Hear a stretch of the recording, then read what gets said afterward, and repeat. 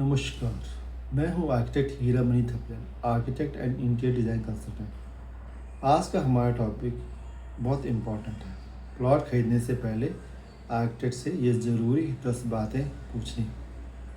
अक्सर लोग प्लॉट खरीदते वक्त सिर्फ लोकेशन, साइज और प्राइस देखते हैं, लेकिन एक आर्किटेक्ट के लिए प्लॉट की असली वैल्यू सिर्फ उसकी एरिया या लोकेशन में नहीं होती, बल्कि उस प्लॉट पर लीगली और प्रैक्टिकली कितना अच्छा बिल्डिंग डिज़ाइन किया जा सकता है, इसमें होती है।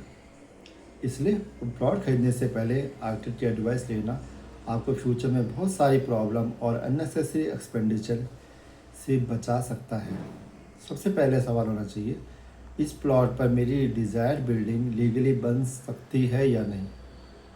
प्लॉट रेजिडेंशियल है, कमर्शियल है, इंस्टीट्यूशनल है या किसी और लैंड यूज़ में है, ये वेरीफाई करना बहुत ज़रूरी है। सिर्फ ब्रोकर के कहने पर भरोसा नहीं ना करें। रेलेवेंट अथॉरिटी के मास्टर प्लान, लैंड यूज़ और अप्लीकेबल बिल्डिंग रेगुलेशन को चेक करना चाहिए।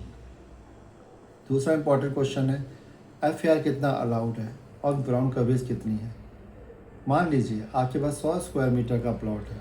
अगर एफआर 1.8 है तो परिमिटर फ्लोर एरिया उस कैलकुलेशन के अकॉर्डिंग होगा, लेकिन इसका मतलब यह नहीं है कि आप पूरा एरिया ग्राउंड फ्लोर पर बना सकते हैं। ग्राउंड कवरेज, एफआर, सेटबैक्स और परमिसिबल हाइट, ये सब मिलकर डिसाइड करते हैं कि आप प्रैक्टिकली कितनी बिल्डिंग बना सकते हैं।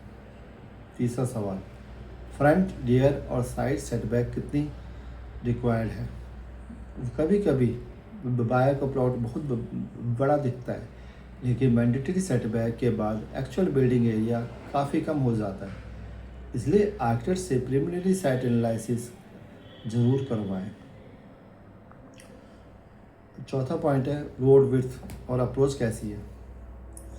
प्लॉट के सामने रोड कितनी वाइड है, क्या रोड लीगली अप्रूव्ड है, क्या फ्यूचर में रोड वाइडनिंग की पॉसिबिलिटी है, और क्या प्लॉट तक प्रॉपर अप्रोच रोड अवेलेबल है। ये क्वेश्चन बहुत इंपॉर्टेंट है, क्योंकि रोड की विड्थ का impact setback, permissible height, parking और बिल्डिंग अप्रूवल पर हो सकता है। फिफ्थ, प्लॉट का शेप। सिर्फ प्लॉट का एरिया देखना सफिशिएंट नहीं है। एक 150 स्क्वायर मीटर का रेक्टेंगुलर प्लॉट और एक 150 मीटर का इरेगुलर प्लॉट, दोनों की प्लानिंग की पॉसिबिलिटी अलग हो सकती है। आर्किटेक्ट से पूछें, इस प्लॉट की शेप और डायमेंशन के अकॉर्डिंग एक फंक्शनल हाउस या बिल्डिंग प्रॉपरली प्लान हो पाएगी। प्लॉट की लेंथ, विड्थ, ओरिएंटेशन और कॉर्नर सबका एनालिसिस होना चाहिए। 6 पॉइंट, प्लॉट की लीगल डॉक्यूमेंट और बाउंड्रीज क्लियर हैं। आर्किटेक्ट कोई लीगल एक्सपर्ट नहीं होता, लेकिन आर्किटेक्ट साइट प्लान और अवेलेबल डॉक्यूमेंट की बेसिस पर plot dimension, site boundaries, access और एग्जिस्टिंग कंडीशन को चेक करने में मदद कर सकता है। शेयर डीड, अप्रूव लेआउट, खसरा ऑब्लिक प्लॉट डिटेल, डिमार्केशन और अथॉरिटी रिकॉर्ड को अप्रोप्रिएट लीगल प्रोफेशनल के थ्रू वेरीफाई कराना भी इम्पॉर्टेंट है। प्लॉट खरीदने से पहले डॉक्यूमेंटेशन वेरिफिकेशन को इग्नोर ना करें।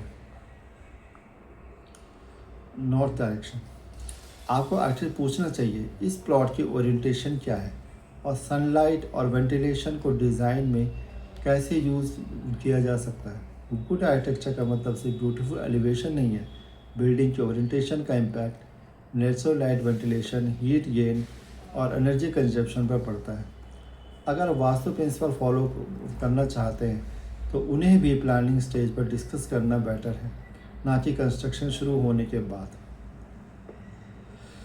सॉइल और साइट कंडीशन, प्लॉट देखकर हमें सॉइल की स्ट्रेंथ का एग्जैक्ट आइडिया नहीं मिलता। आर्किटेक्ट से पूछने की क्या सॉइल इन्वेस्टिगेशन की रिक्वायरमेंट है। पर्टिकुलरली अगर plot field land, low lying area, नाले के पास, वाटर लॉस एरिया या प्रॉब्लमेटिक सॉइल कंडीशन में है, तो कंस्ट्रक्शन से पहले प्रॉपर इन्वेस्टिगेशन इम्पॉर्टेंट हो सकती है।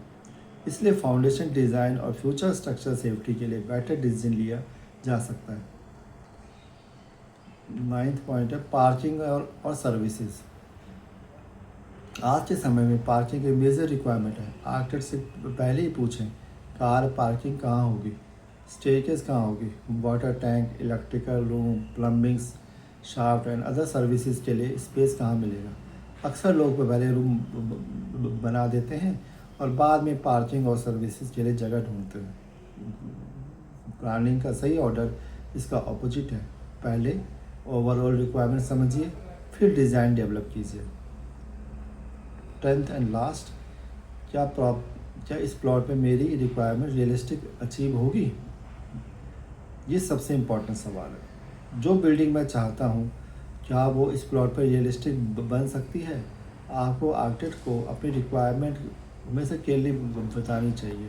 कितने बेडरूम चाहिए, कितनी पार्किंग चाहिए, फ्यूचर में एडिशनल फ्लोर बनाना है या नहीं, होम ऑफिस चाहिए, रेंटल पोर्शन चाहिए, गार्डन या कोर्टयार्ड चाहिए।